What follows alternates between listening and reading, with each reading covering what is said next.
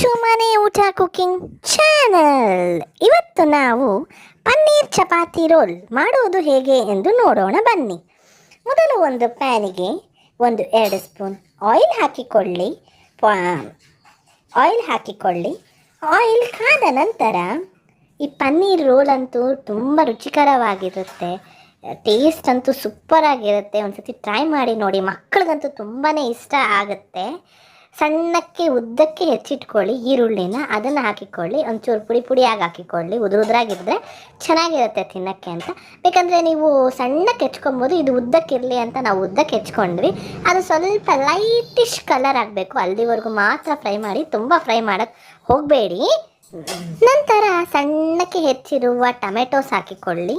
ಒಂದು ಚಿಕ್ಕ ಟೊಮೆಟೊ ಸಾಕು, ಸಣ್ಣಕ್ಕೆ ಹೆಚ್ಚಿರಬೇಕು. ಹಾಕಿಕೊಂಡು ಸ್ವಲ್ಪ ಫ್ರೈ ಮಾಡಿಕೊಳ್ಳಿ, ಲೈಟಾಗಿ ಫ್ರೈ ಮಾಡಿಕೊಳ್ಳಿ. ನಂತರ ಸಣ್ಣಕ್ಕೆ ಉದ್ದಕ್ಕೆ ಹೆಚ್ಚಿರುವ ಕ್ಯಾರೆಟ್, ಸಣ್ಣಕ್ಕೆ ಹೆಚ್ಚಿರುವ ಕ್ಯಾಪ್ಸಿಕಮ್ ಹಾಕಿಕೊಂಡು ಎಣ್ಣೆಯಲ್ಲಿ ಚೆನ್ನಾಗಿ ಫ್ರೈ ಮಾಡಿ. ಎಣ್ಣೆಯಲ್ಲಿ ಚೆನ್ನಾಗಿ ಫ್ರೈ ಆಗಬೇಕು. ನಂತರ ರುಚಿಗೆ ತಕ್ಕಷ್ಟು ಚಿಲ್ಲಿ ಪೌಡ್ರ್ ಹಾಕಿಕೊಳ್ಳಿ. ಒಂದು ಚಿಟಿಕೆ ಅರಿಶಿನ ಹಾಕಿಕೊಳ್ಳಿ. ಗರಂ ಮಸಾಲ ಒಂಚೂರು ಹಾಕಿಕೊಳ್ಳಿ. ಒಂದು ಟೀ ಸ್ಪೂನ್ ಅಷ್ಟು ಹಾಕಿಕೊಳ್ಳಿ ಸಾಕು. ತುಂಬ ಖಾರನೂ ಇರಬಾರ್ದು, ಖಾರ ಇಲ್ದಿರನೂ ಇರಬಾರ್ದು. ಚೆನ್ನಾಗಿರುತ್ತೆ. ಮಕ್ಕಳಿಗೆ ಅಂದರೆ ಸ್ವಲ್ಪ ಕಮ್ಮಿ ಹಾಕಿಕೊಳ್ಳಿ. ಸ್ವಲ್ಪ ಫ್ರೈ ಮಾಡಿಬಿಟ್ಟು ಇದರಲ್ಲಿ ನಾವು ವೆಜಿಟೇಬಲ್ಸ್ ಮತ್ತು ಪನ್ನೀರ್ ಹಾಕಿರೋದ್ರಿಂದ ತುಂಬ ಒಳ್ಳೆಯದು ಮೈಗೆ. ಪನ್ನೀರನ್ನ ಕ್ಯೂಬ್ಸ್ ಆಗಿ ಈ ಥರ ಕಟ್ ಮಾಡ್ಕೊಂಡ್ಬಿಟ್ಟು ಹಾಕ್ಕೊಂಡು ಸ್ವಲ್ಪ ಲೈಟಾಗಿ ಫ್ರೈ ಮಾಡಿ. ಪನ್ನೀರ್ ಹಾಕಿದ್ಮೇಲೆ ಯಾವತ್ತೂ ತುಂಬ ಹೊತ್ತು ಫ್ರೈ ಮಾಡಬಾರ್ದು, ಸ್ವಲ್ಪ ಲೈಟಾಗಿ ಫ್ರೈ ಮಾಡಿಕೊಳ್ಳಿ. ಥರ ಲಾಸ್ಟಲ್ಲಿ ಫ್ರೆಶ್ ಕ್ರೀಮ್ 2 ಸ್ಪೂನ್ ಅಷ್ಟು ಹಾಕಿಕೊಳ್ಳಿ. ಶೇಕ್ ಮಾಡಿಬಿಟ್ಟು ಹಾಕ್ತಾಯಿದ್ದೀವಿ ನೋಡಿ, ಯಾಕಂದರೆ ಫ್ರಿಜ್ಜಲ್ಲಿ ಇಟ್ಟಿರ್ತೀವಲ್ವ ಅದಕ್ಕೆ.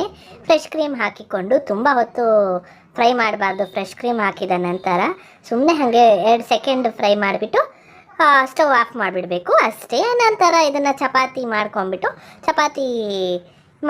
ಚಪಾತಿ ಮಧ್ಯ ಈ ಮಿಶ್ರಣವನ್ನು ಹಾಕಿದ್ರೆ ತುಂಬ ಚೆನ್ನಾಗಿರುತ್ತೆ. ಸಾಸಲ್ಲಿ ಅದ್ಕೊಂಡು ತಿಂದರೂ ಇನ್ನೂ ಚೆನ್ನಾಗಿರುತ್ತೆ. ನಿಮಗೆ ನಮ್ಮ ಚಾನಲ್ ಇಷ್ಟವಾದಲ್ಲಿ ಪ್ಲೀಸ್ ಲೈಕ್, ಶೇರ್, ಸಬ್ಸ್ಕ್ರೈಬ್ ಮಾಡಲು ಮರೆಯಬೇಡಿ. Thank you for watching.